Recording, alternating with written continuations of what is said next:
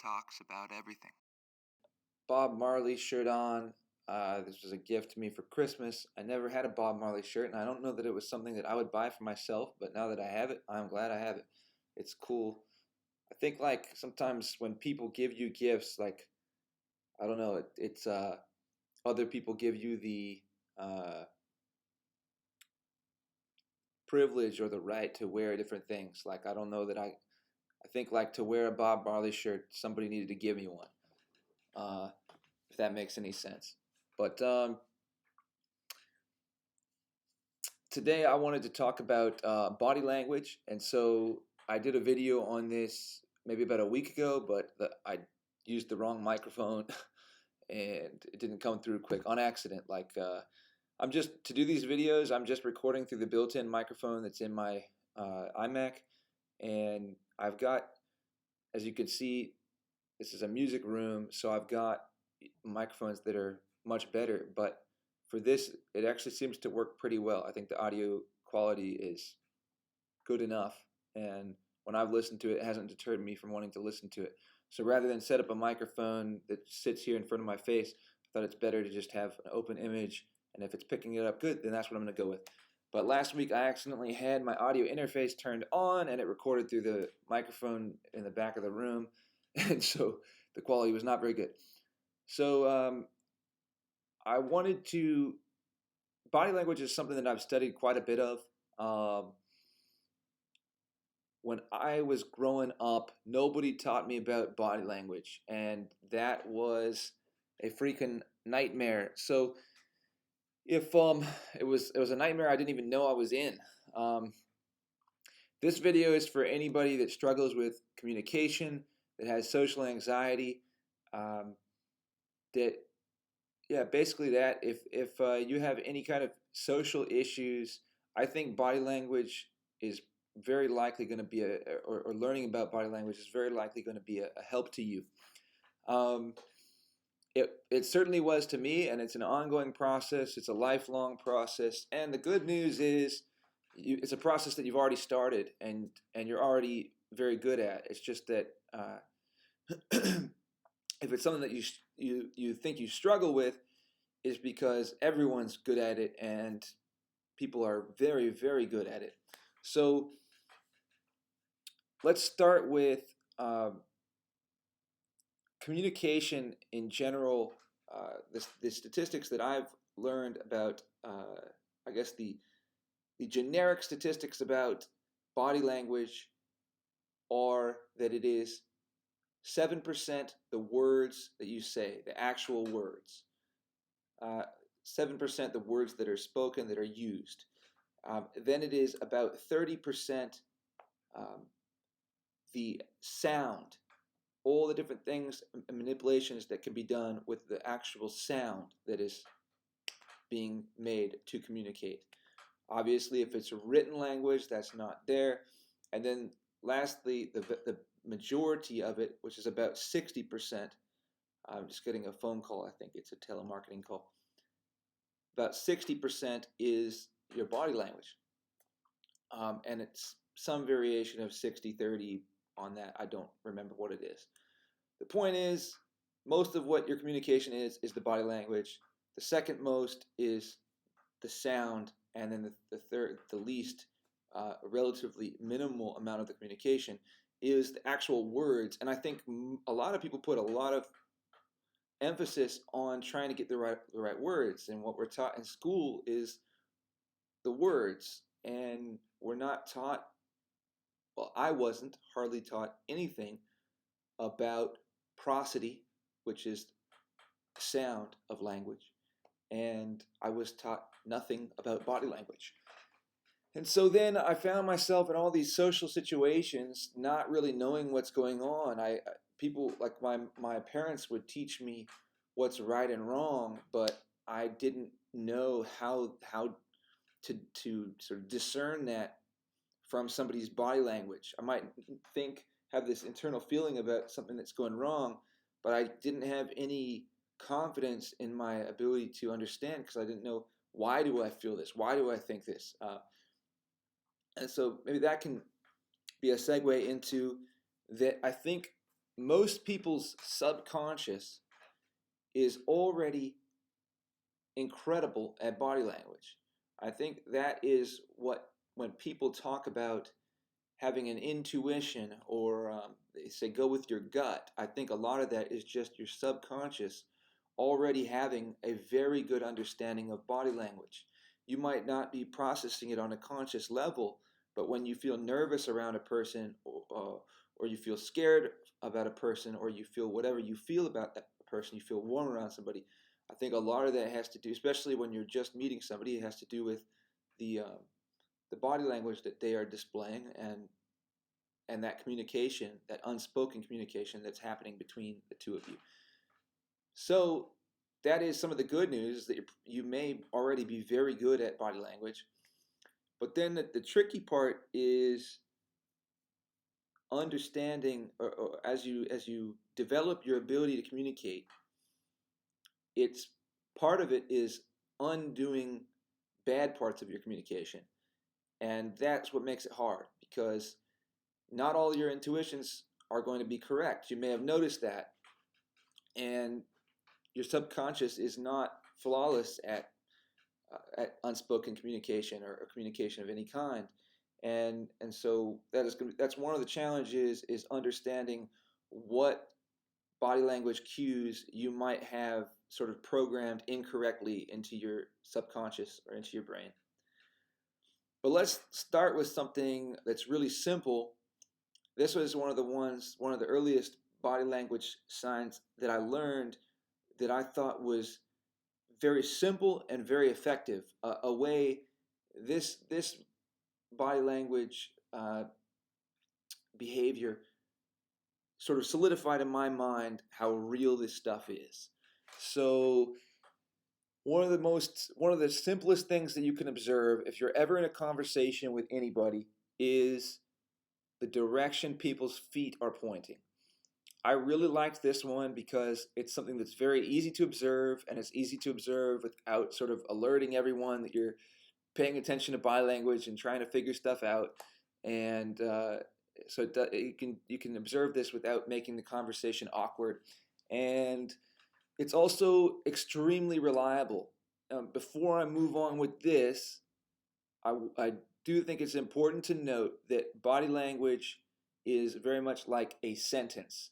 So you're not really supposed to take any one body language sign and then think that that is indicative to any reliable degree of what this person is feeling or communicating. You have to take many different body language signs and put them all together to understand, or to have a good idea of what this person is trying to communicate or feeling. If you just take one, the one sort of body language behavior could mean many different things. For example, if I'm like this, it could mean because I'm nervous, I feel uncomfortable around somebody, but it also could just be that I'm cold. Um, there's many different things like this, where it can have many different meanings, and so you have to put together all the different things somebody's doing to try to understand, to any reliable degree, what they're actually feeling or communicating. So with that said, the feet one is a pretty strong indicator in and of itself. If you see that somebody's feet are, when you're in a conversation, their chest is pointing away, or their feet are pointing away. You can't see my feet, but at the time they were pointing away. If you see that, that's a really good indication that they want to leave the conversation. It's very straightforward. There's nothing complicated about that, and it's basically, it almost is always true. And you may notice that about your own self too. That's something to pay attention to. Maybe one of the most important things in learning body language is evaluating your own body language, and seeing what you do in situations, and why a lot of your social interactions may be going a certain way because of what you do, and what you may not even be aware of what you're doing. People, like I said, I think most people, yourself included, and everyone else included, communication is one of the most basic, fundamental aspects of being a human being in a society. and we're learning it from the time that we're small, from the time that we're born. And so most people are very good at it. And so the things that you are feeling internally usually have ways of expressing themselves, and people know how to read it. And so the more that you become aware of your own body language, you can start to realize the impact that you are actually having in a conversation, and how you are shaping your social interactions in ways that you may not even be aware of. So that one would be a very simple one. If you notice that you're pointing your feet away, maybe something to think about is, why am I pointing my feet away in this conversation? Am I nervous around this person? What is it about this person that makes me want to leave the conversation? Or do they make me nervous? Do I think that they're a threat? Do I think do I think that they're boring, or that they are trying to get something from me, or they just want my time or attention, or whatever it is? If you can understand why you might be leaving them, then you might be able to correct your own behavior. Maybe you can validate your subconscious judgment and understand that you judge this person correctly, and maybe figure out why. What are some things that caused you to feel that, so that you can spot them consciously in the future. Or perhaps you are being judgmental of a person, and you can be a little, when you notice that, you can take action in the moment to be more compassionate, more empathetic, give this person some of your time. And if you're just doing the social game of, people are always vying for each other's time, they want to get ahead in the social ladder, and so they're looking for who has more social value, and that's the person they want to be around. If that's what you're doing, you might notice that in your own body language. Here's an example of me and my boss. When I was working at the Tennessee Lottery, I went to go take a lunch break, and I went to go walk down a big flight of stairs. And at that moment, the guy that was responsible for essentially my hiring in the company and my application in the first place, was walking down the hallway, and I saw him kind of from a distance, but we were going to cross paths basically, and it happened almost as soon as I was going down these stairs. So he called out to me to strike up a conversation, and that happened as I went down the first few steps. Maybe I was down 3 steps. So here's another one, is that the high ground, it has significance. There's a reason why statistics say people that are taller tend to make more money, or tend to be more successful in different fields. Height, size can be intimidating. In battle, the high ground is what you want. It's more effective. It's a better place to be if you want to win a battle. And so it's naturally, I just think on subconscious levels, you feel at a disadvantage when you're at the low ground. And so that's when I'm talking to my boss in this situation. He's got the high ground, I've got the low ground. It puts him at it puts me at the inferior position, and him at the better one. And so in that moment, when I was learning about body language and studying body language, I decided, you know what? I'm going to go back up and reclaim an equal ground. And I'm not going to leave myself at this awkward position where I'm lower than him, looking at him towering above me.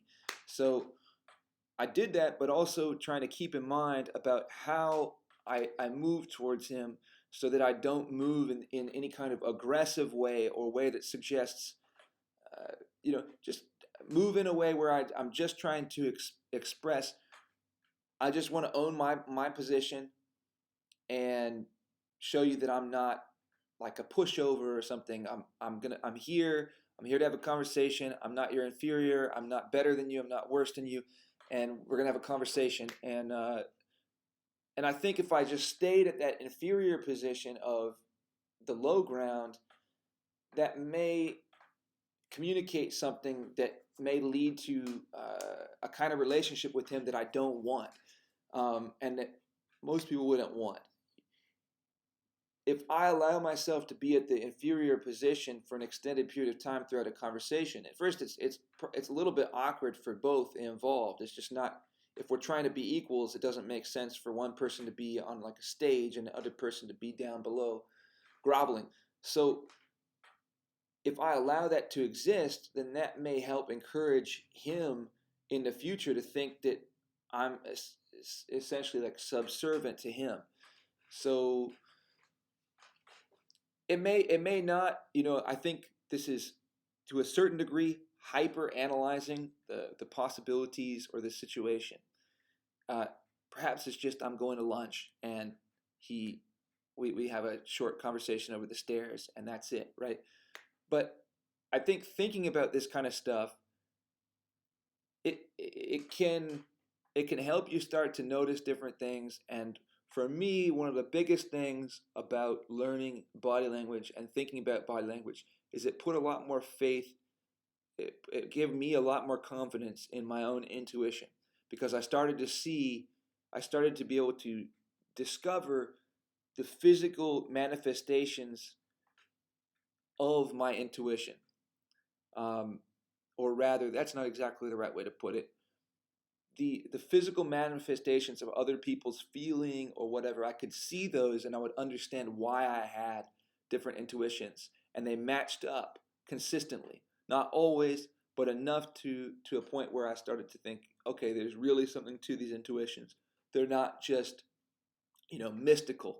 They're based in physical reality, and yeah, and it also helped me work on my own self. And one thing I did, two things to help me with my communication, help myself with communication, and that was, well, two main ones. Maybe I'll say a third. Let's do three. One thing I did was I got a job as a waiter. So when I was in college, I got a job as a waiter. I could have got a job doing many other things, and it made me very anxious to think about being a waiter because it's just I was not a very social person, and but I pushed myself to be that just because it forced me to go have conversations with new groups of people over and over and over and over and over. And it's not that's not good enough in and of itself because it's a kind of it's a social setting. Yes, you talk to thousands of different kinds of people, and maybe if you work long enough, tens of thousands of different people, different groups of people. And it's certainly helpful.